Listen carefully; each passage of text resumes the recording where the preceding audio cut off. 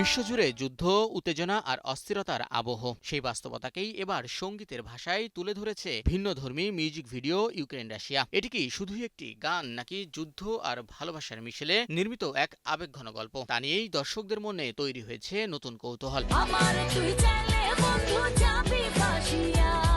14 মে গানটি প্রকাশ্যে আসার পর থেকেই সোশ্যাল মিডিয়ায় ভিন্ন এক আবহে মেতেছে নেটিজেনরা। ভিন্নধর্মী এই গানটিতে কণ্ঠ দিয়েছেন কণ্ঠশিল্পী রেশমি মির্জা। আবেগঘন গায়কী ও ভিন্নধর্মী উপস্থাপনার কারণে আগেই শ্রোতাদের প্রশংসা কুড়িয়েছেন এই সঙ্গীতশিল্পী।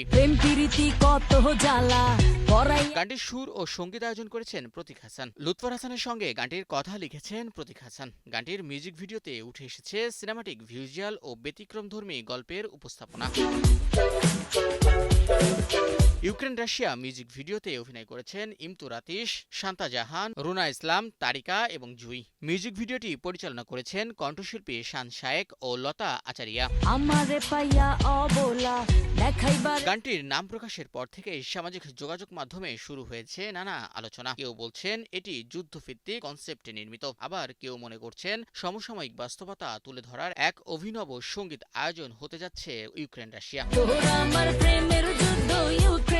Desk report, news 24।